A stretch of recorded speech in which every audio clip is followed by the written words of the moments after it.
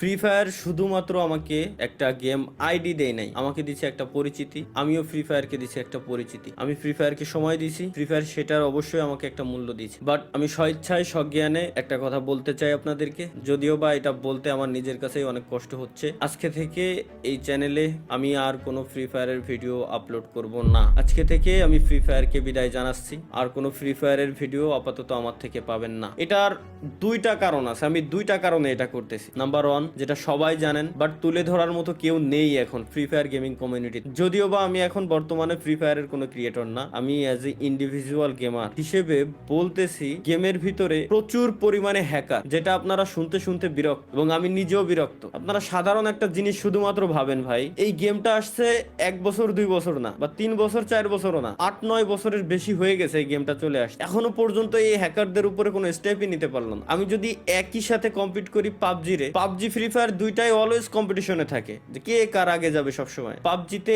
এই হ্যাকার নিয়ে অনেক আগে থেকে তারা স্টেপ নিয়ে নিছে। ইভেন পিসি প্লেয়ার যারা আছে পাবজির, পিসিতেও তারা হ্যাক ইউজ করতে পারে না। বাট ফ্রি ফায়ারে কেন এই স্টেপটা নেওয়া হয় না? এই হ্যাকের কোডগুলো সেল করে কারা, এটা বলতে পারবেন আমাকে? যাই হোক ভাই, এগুলো দেখতে দেখতে বলতে বলতে বিরক্ত। এর ভিতরে দোষ আসলে এই হ্যাকারটা প্রমোট করছি আমরাই দিন শেষে, সত্যি যেটা বলতে হবে ভাই। কেন? কারণ আমার ম্যাচে কোনো হ্যাকার করলে আমি উল্টাপাল্টা রিয়াকশন দিয়ে ভিডিও ছাড়তাম যে জাদুকর আসে, এ আসছে, ও আসছে। দিন শেষে ওইসব হ্যাকাররাই প্রমোট পাইতো। এখন তো ওপেনে ইউটিউবে বিভিন্ন হ্যাকাররা আসলে হ্যাক নিয়ে গেম টেম খেলে, লাইভ স্ট্রিম করে, তাদের চ্যানেলে লাখ লাখ সাবস্ক্রাইবার বানায় নিস। তো আসলে এগুলোর উপরে স্টেপ নেওয়া হয় না। এটা আমি গেরিনার অফিসিয়াল মডারেটরের সাথেও আমি এই ব্যাপারে কথাবার্তা বলছিলাম এবং তাদেরকে আমি পার্সোনালি ওইসব হ্যাকারের চ্যানেলের লিঙ্ক পর্যন্ত দিয়ে আসছি, পেজের লিঙ্ক পর্যন্ত দিয়ে আসছি। যখন আমি ছিলাম পার্টনারশিপে, তখন তাদের উপরে তারা স্টেপ নিছে কয়েকজনের উপরে স্টেপ নেওয়া হয় নাই। মাঝে মাঝে গেরিনা অফিসিয়াল পেজ থেকে পোস্ট করে যে আজকে 6 লাখ হ্যাকারের আইডি ব্যান হয়েছে, কালকে 5 লাখ হ্যাকারের আইডি ব্যান হয়েছে। বাট কই ভাই, এখনো পর্যন্ত পার্মানেন্ট কোনো সলিউশন তো দেখলাম না। আইডি ব্যান তো পার্মানেন্ট ডিরেক্ট কোনো সলিউশন না। গেম খেলা অবস্থায়, গেমে থাকা অবস্থায় আপনি ডিরেক্ট ব্যানের কোনো স্টেপ কেন নেন না? আপনারা কেন করতে পারেন না? এত বছর হয়ে গেল, এই গেমটারে কি কাস্টমাইজ করতে পারেন না? গেমে কি শুধুমাত্র নতুন নতুন স্কিন, গান স্কিন, এটাই কি? এভাবে কি গেম চলবে? কোনোদিনও চলবে না। তো যাই হোক, পয়েন্ট নাম্বার 2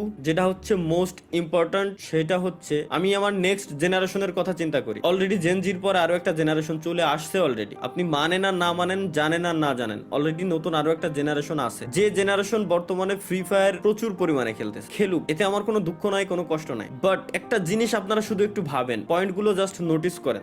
এই নতুন জেনারেশন গেমের ভিতরে আসতেছে, ই স্পোর্টস তারা খেলবে, একজন ই স্পোর্টস এর প্লেয়ার হবে, তারা দেশের নাম উজ্জ্বল করার জন্য বাইরের কান্ট্রিতে তারা যাবে। এই আশা নিয়ে তারা যখন গেমের ভিতরে ঢুকতেছে, গেরিনা তো এইভাবেই গেমটাকে বর্তমানে প্রমোট করতেছে, তাই না? যে স্পোর্টস এর দিক দিয়ে। তো এই আশা নিয়ে একজন প্লেয়ার যখন গেমের ভিতরে আসবে, নতুন একজন প্লেয়ার গেম খেলা শুরু করবে, তখন তার পাশাপাশি তার যে অপোনেন্ট থাকবে, যে এনিমিগুলা থাকবে, এনিমিগুলা গেমের ভিতরে গান স্কিন পারচেজ করছে, গান স্কিনের এক্সট্রা অ্যাবিলিটি আছে, গাড়ির এক্সট্রা অ্যাবিলিটি আছে, প্রত্যেকটা জিনিসের এক্সট্রা অ্যাবিলিটি আছে। ওই অ্যাবিলিটি ইউজ করে যখন ওই প্লেয়ারটাকে মারবে, তখন ওই প্লেয়ারের মাথায়ও সেম জিনিসটা কাজ করবে। কারণ তারা ছোট, যারা নতুন জেনারেশন আসছে তারা ছোট, তাদের মাথায় একটা থটই আসবে যে তাইলে আমিও গান স্কিন কিনবো, নাইলে আমি তো ওরে মারতে পারতেছি না। এতে করে জোর করে তাকে গান স্কিন কেনানো হচ্ছে, জোর করে তাকে টপ আপ করানো হচ্ছে। সে স্বেচ্ছায় করতেছে না, জোর করে তাকে করানো হচ্ছে। এটা আপনাকে মানতেই হবে, 100% আমি বলবো আপনাকে মানতেই হবে যে এমনটা হচ্ছে, দিনকে দিন হইতেই আছে। পে টু উইন গেম হয়ে যাচ্ছে টোটালি। তো এই ব্যাপারে আপনি যদি এখনই পদক্ষেপ না নেন, আপনি যদি এখনই স্টেপ না নেন,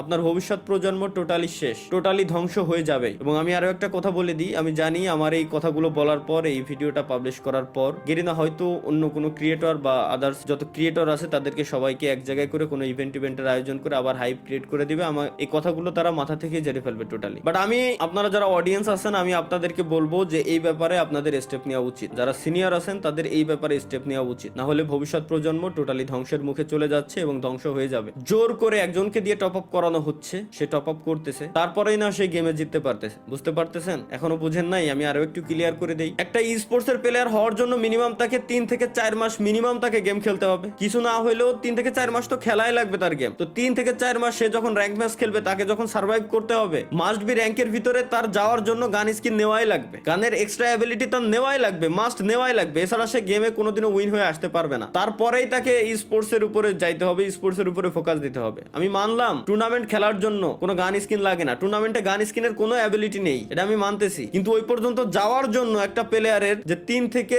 3 বছর পর্যন্ত সার্ভাইভ করা লাগে, ওই 3 থেকে 3 বছর পর্যন্ত আপনাকে কত টাকা খরচ করতে হচ্ছে, এটা কি আপনার মাথায় আসতেছে? এটা কি আপনি বুঝতে পারতেছেন? তো আমার মতে এটা বন্ধ করা উচিত। বাংলাদেশ সার্ভার ব্যতীতও আরো অনেকগুলো সার্ভার আছে আছে গেরিনা ফ্রি ফায়ারের ভিতরে, ওইসব সার্ভারে গানের কোনো অ্যাবিলিটি নাই, এক্সট্রা কোনো অ্যাবিলিটি নাই। গানের স্কিন আছে বাট এক্সট্রা কোনো অ্যাবিলিটি নাই। যার মন চায়, যার ভালো লাগবে সে গান স্কিন নেবে, যার মন চায়, যার ভালো লাগবে সে গাড়ির স্কিন নেবে, কারের স্কিন নেবে, বাইকের স্কিন নেবে, কোনো সমস্যা নেই। কিন্তু একজনকে দিয়ে জোর করে কিনায় পে টু উইন বানানোর কোনো মানে হয় না বলে আমি মনে করি। তো দিন শেষে আমাদের সকলেরই আসলে এই ব্যাপারে স্টেপ নেওয়া উচিত, না হলে ভবিষ্যৎ যে প্রজন্ম আসতেছে ওরা ধ্বংসের মুখে ধ্বংস হয়ে যাবে বলে আমি মনে করি। এটা ছিল হচ্ছে আমার দ্বিতীয় পয়েন্ট। আশা করি আপনারা যথেষ্ট বুদ্ধিমান, যথেষ্ট পরিমাণে ভালো বুঝেন, আপনাদেরকে এত বোঝানোর কিছু নেই, আপনারা বুঝে গেছেন যে আমি কি বলতে চাচ্ছি মূলত। এবং হ্যাকার ব্যান করার জন্য ভাই বেশি কিছু লাগে না। ফ্রি ফায়ার ব্যতীত যতগুলো মোবাইলের ব্যাটেল রয়্যাল গেম আছে প্রত্যেকটা ব্যাটেল রয়্যাল গেমস ইমুলেটরে খেলা যায়। ওই প্রত্যেকটা ব্যাটেল রয়্যাল গেমস ইমুলেটরে খেলার সময় আপনি একবার জাস্ট হ্যাক ইউজ করে দেখেন না, আপনি গেমেই ঢুকতে পারবেন না। গেম খেলা তো দূরে থাক, আর গেমে যদি কোনোভাবে ঢুকেও যান ইনস্ট্যান্ট ম্যাচের ভিতরে থাকা অবস্থায় আপনার আইডি ব্যান হয়ে যাবে ইমুলেটর সহকারে। তাহলে ফ্রি ফায়ার কেন পারতেছে না? এই হ্যাক গুলো কারা আনতেছে, কারা সেল করতেছে? এই হ্যাকের যে সোর্স কোড গুলো, এই সোর্স কোড গুলো আসতেছে কোথা থেকে? তো যাই হোক ভাই,